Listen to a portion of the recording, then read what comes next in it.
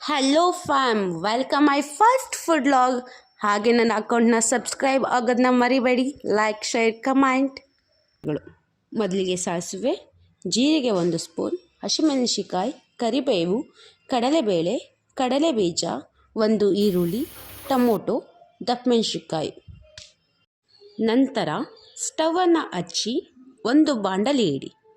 ಅದು ಕಾದ ನಂತರ 2 ಸ್ಪೂನ್ ಆಯಿಲ್ನ ಆ್ಯಡ್ ಮಾಡಿ.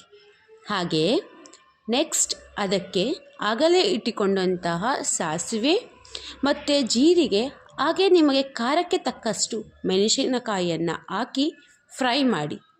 ನಂತರ ಅದಕ್ಕೆ ಕಡಲೆಬೇಳೆ, ಕಡಲೆ ಬೀಜವನ್ನು ಹಾಕಿ 2 ಮಿನಿಟ್ಸ್ ಅದು ಚೆನ್ನಾಗಿ ಫ್ರೈ ಆಗಬೇಕು, ಅಲ್ಲಿವರೆಗೆ ಮಿಕ್ಸ್ ಮಾಡಿ. ನಂತರ ಅದಕ್ಕೆ ದಪ್ಪಮೆಣಸಿಕಾಯಿನ ಹಾಕಿ 1 ಮಿನಿಟ್ 30 ಸೆಕೆಂಡ್ಸ್ ಆದರೂ ಫ್ರೈ ಮಾಡಬೇಕು. ಹಾಗೆ ಅದಕ್ಕೆ ನೆಕ್ಸ್ಟ್ ಆ್ಯಡ್ ಮಾಡಬೇಕು ಟೊಮೊಟೊನ, ಅದನ್ನು ಕೂಡ 30 ಸೆಕೆಂಡ್ಸ್ ಮಿಕ್ಸ್ ಮಾಡಿ. ನಂತರ ಅದಕ್ಕೆ ಈರುಳ್ಳಿನ ಹಾಕಿ ಫ್ರೈ ಮಾಡಬೇಕು.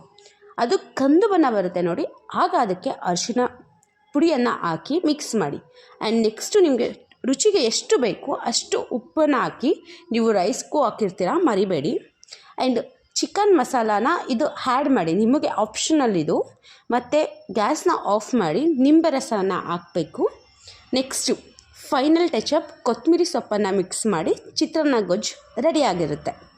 ಹಾಗೆ ನೆಕ್ಸ್ಟು ಚಿತ್ರಾನ್ನ ಗೊಜ್ಜು ರೆಡಿ ಆದಮೇಲೆ ಅದನ್ನು ಒಂದು ದೊಡ್ಡ ಬೌಲ್ನ ತೊಗೊಂಡು, ನೀವು ರೈಸ್ ಆಗಲೇ ಮಾಡ್ಕೊಂಡಿರ್ತೀರಲ್ಲ ಆ ರೈಸ್ನ ಆ್ಯಡ್ ಮಾಡಿ ಚಿತ್ರಾನ್ನ ಗೊಜ್ಜನ್ನ ಮಿಕ್ಸ್ ಮಾಡಿ, ಇದನ್ನು 1 ಮಿನಿಟ್ ಮಿಕ್ಸ್ ಮಾಡಬೇಕು.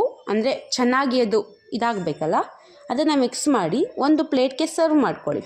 ಈಗ ನೋಡಿ ನಿಮಗೆ ತಿನ್ನಲು ಸಿದ್ಧ ರುಚಿಕರವಾದ ಚಿತ್ರಾನ್ನ.